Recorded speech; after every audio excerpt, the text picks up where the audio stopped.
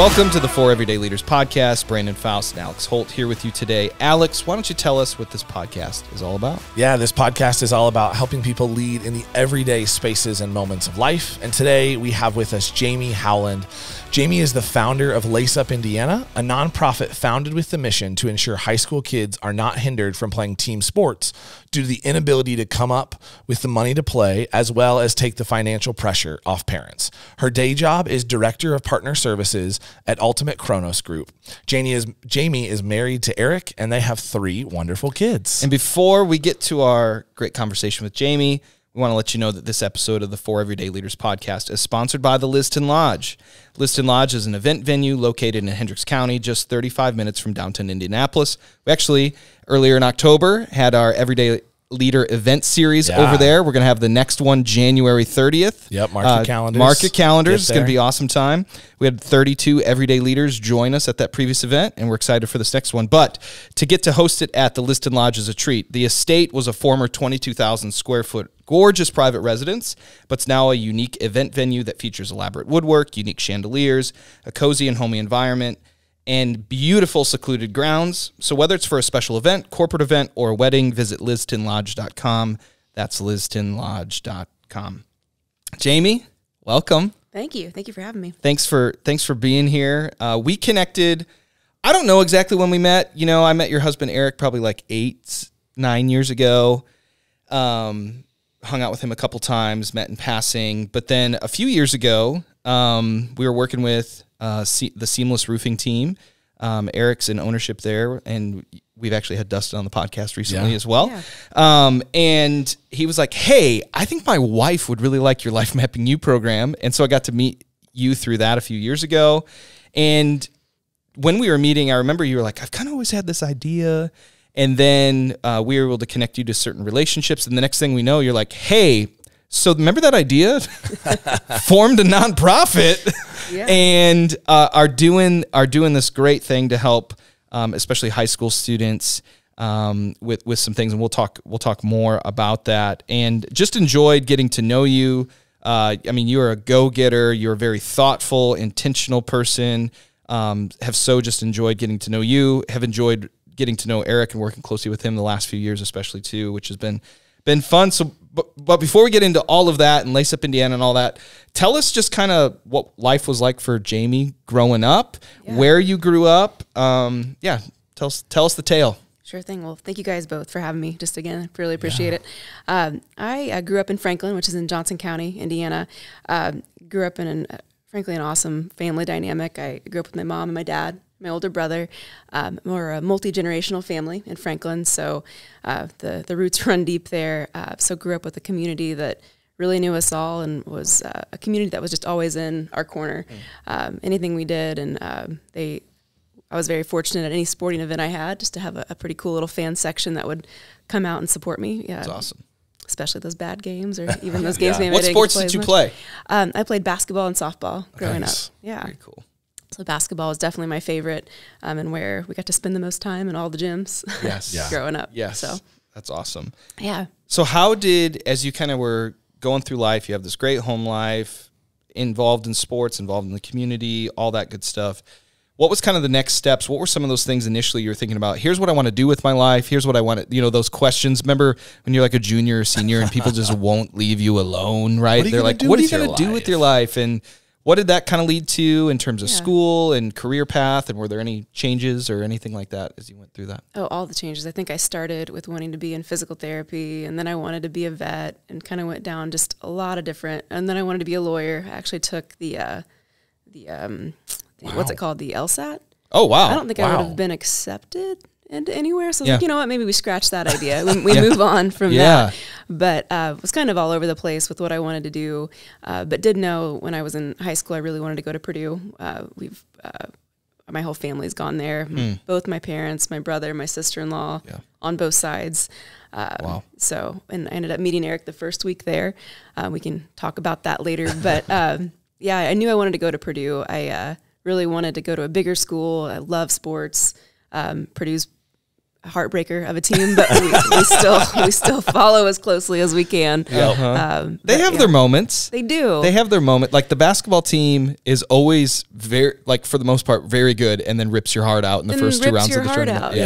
Yeah. And the football team is a thing. They're doing okay this year. They're there. They're there. They're there. No, it's still a really good time to go up there and watch them play. Absolutely. I just try to never get my hopes up too much. But sometimes I do, and I pay the price, and so do the people in my home. Yes. So kind of what did you end up fully majoring in? What was kind of that first job pathway looking like? Yeah. So what I majored in at school was in communications. I really focused in public relations, specifically with a minor in organizational leadership management. Nice. So that was my focus there. Didn't really know what I wanted to do with that. When I got to my senior year, like everybody, I went to a college fair, and I ended up interviewing with Wells Fargo in finance. Who would have thought that, right? Yeah. So that didn't align with my major at all. But then that weekend I went home, and I happened to go out that evening with somebody that knew somebody that worked there, and they put a call in. I think it was like 8:30, and I'm like, oh my gosh, no, don't call anybody. It's Friday night. He's like, no, I'm going to call the hiring manager.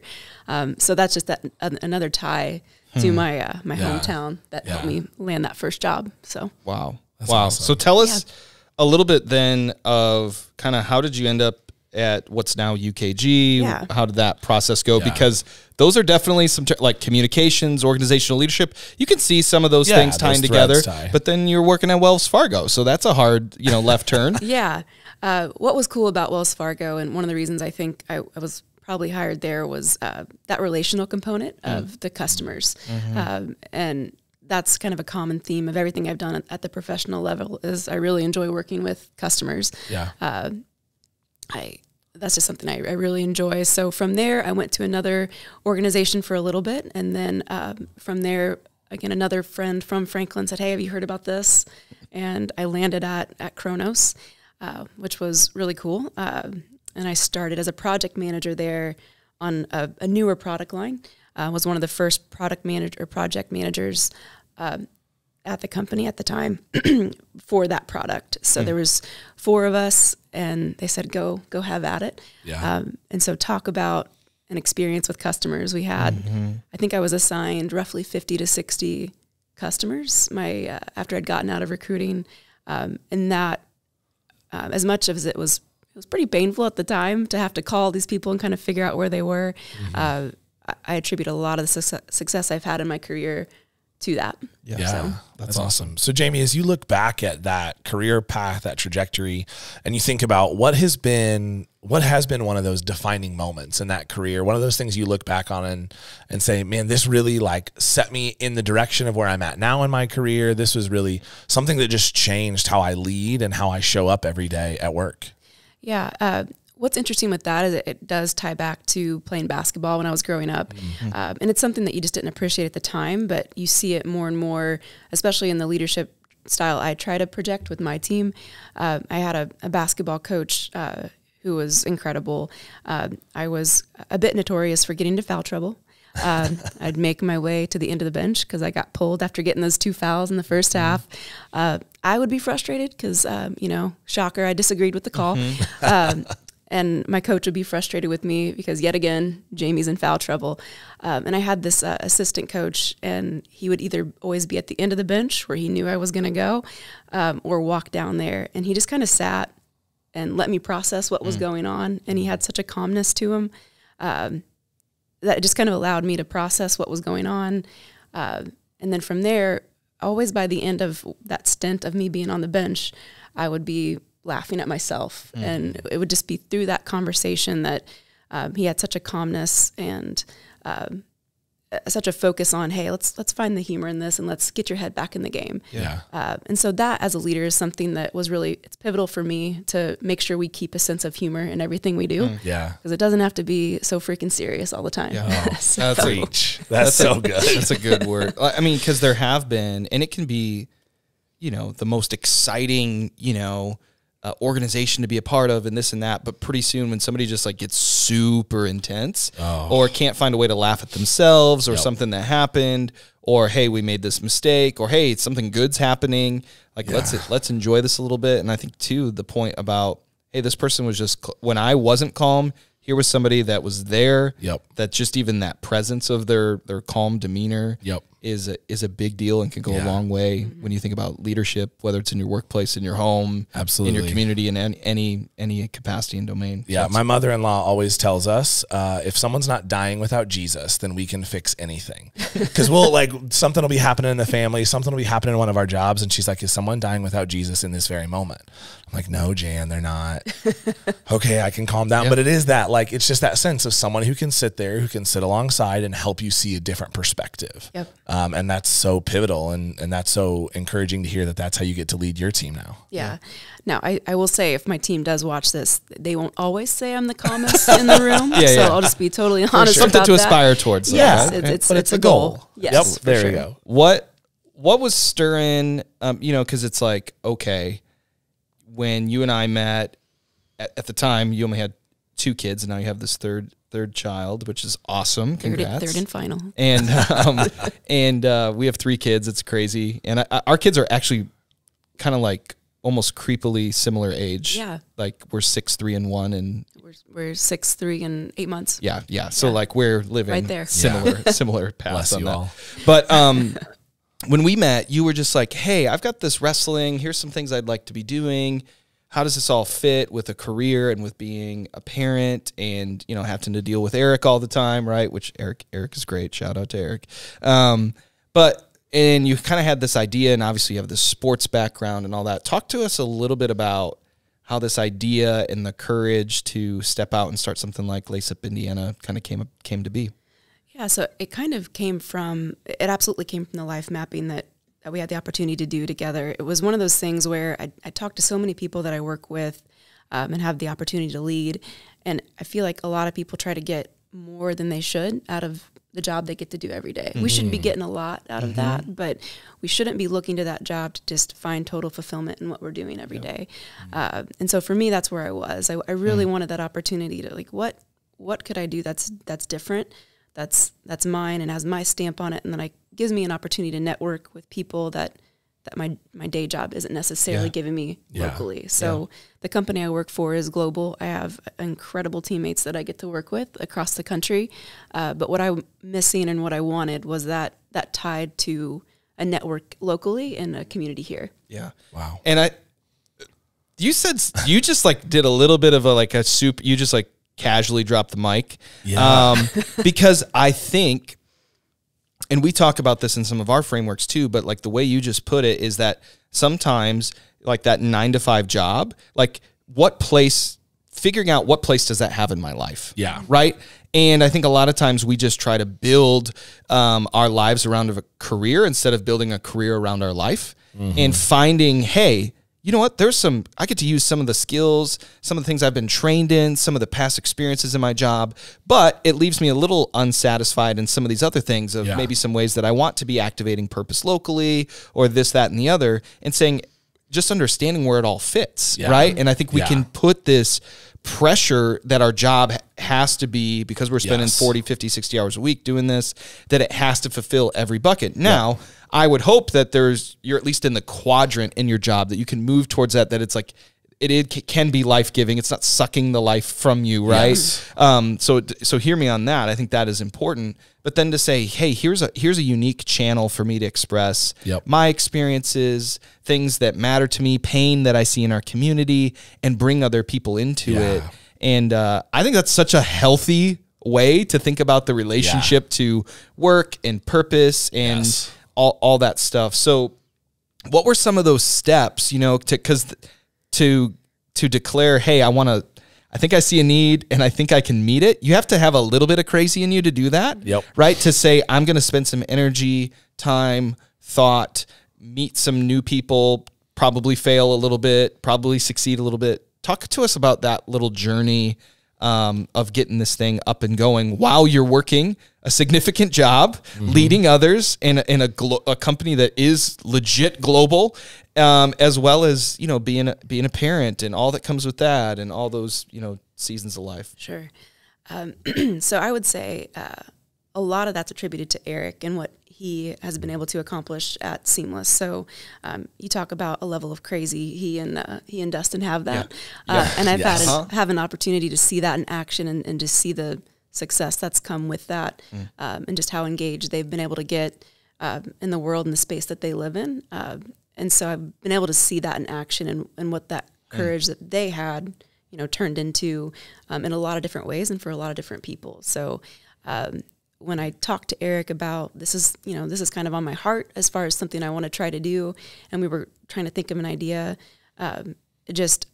full tilt support is what came from him. And I think we were, a common place for us is the Dunkin' Donuts drive-through line. And we were like, what could it look like? What could it be? And we had a couple different stories as it related to shoes for athletes when they were growing up. And Eric was a rugby coach probably about a decade ago now. And he came home and there was a kid that had blown out his cleats. And he was like, hey, would you care if we bought him a new pair? And I said, no, absolutely not. His family wasn't in a position to be able to go do that.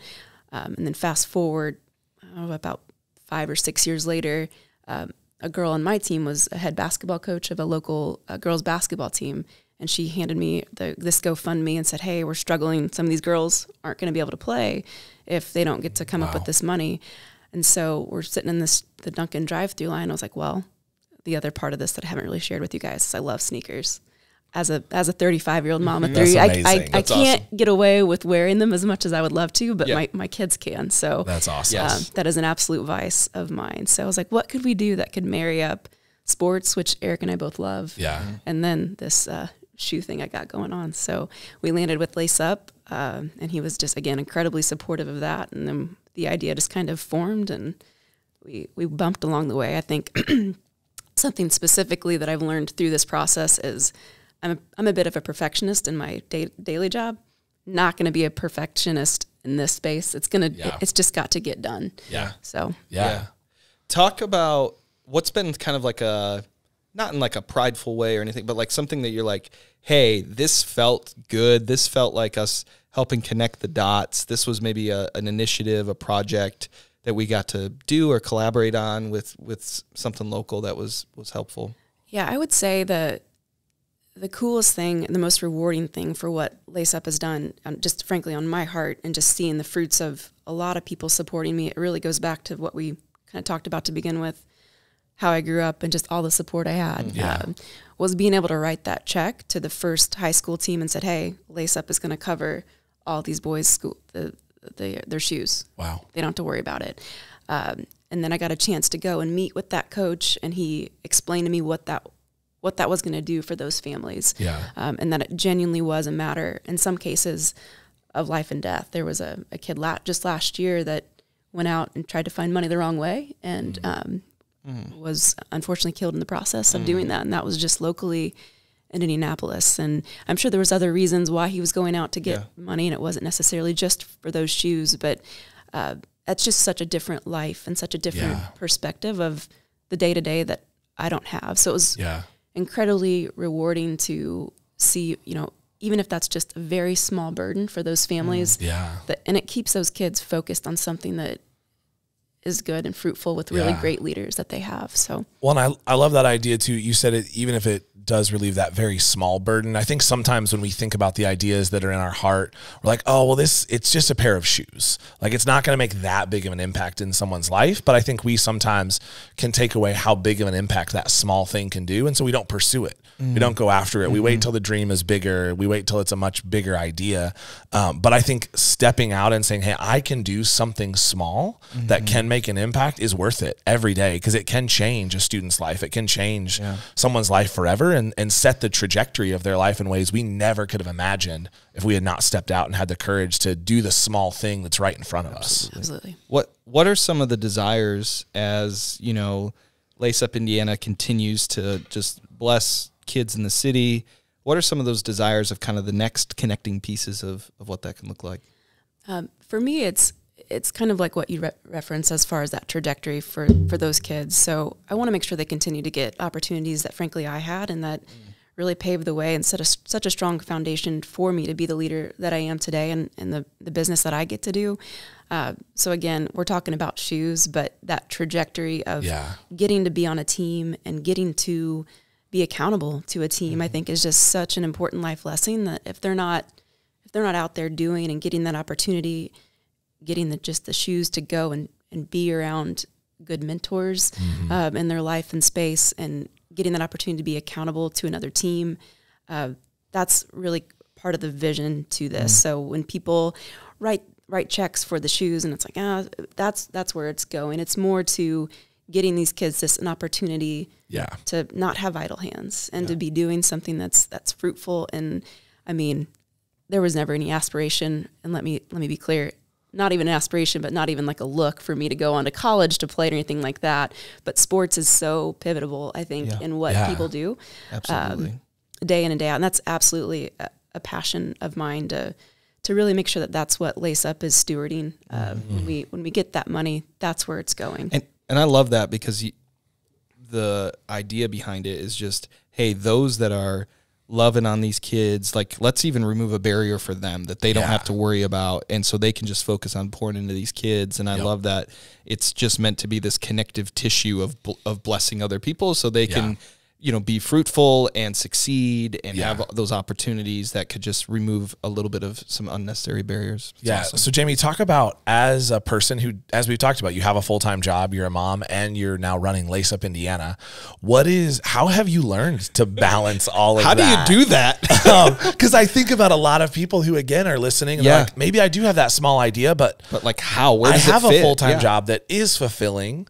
But I also feel this, how do you encourage someone to say, hey, just go and do it. Just go start. What would you encourage them with? I would say it can be small. So I have to temper my husband a little bit. He's a bit of a visionary. He's like, we should do this many teams this year. I'm like, whoa. Yes. I think that people sometimes get a little disenfranchised or disenchanted with an idea because of that. They don't realize what that small thing could do.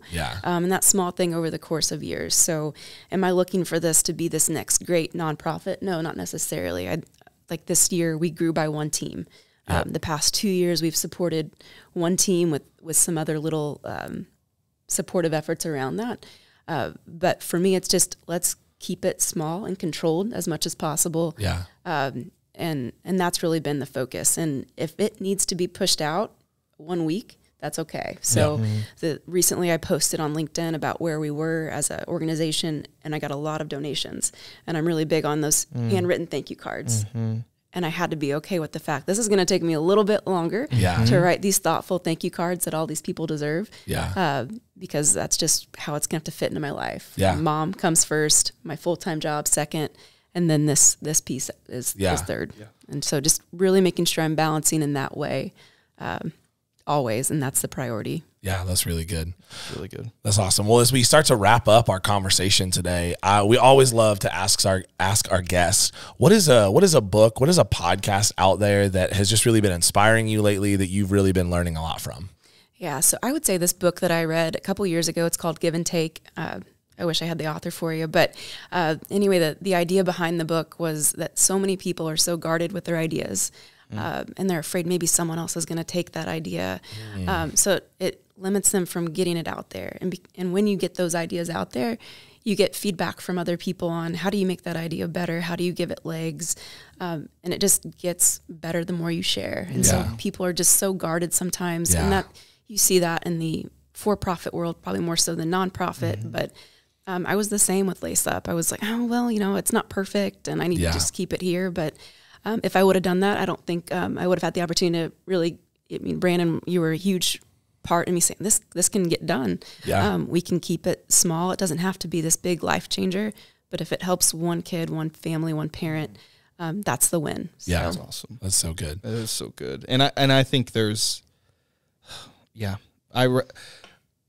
think that hey, we have to have this polished, perfect product because we see other people doing that, and the comparison trap is always a dangerous one to play.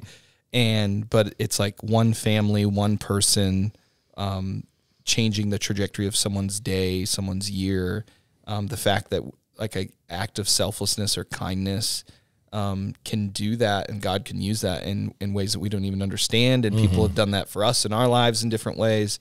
And just to participate and then invite people into that is a really beautiful thing. And that sometimes that first, hey, this is the first time I've ever given to something like this, that step for that person, who knows what those seeds are going to plant for them later on. So I love that. I love hearing that. I love the story of that. So how can people get connected to Lace Up Indiana? How can they learn more? Website, any additional initiatives that are coming up, things like that? So right now, the best way to get a hold of me would be over LinkedIn.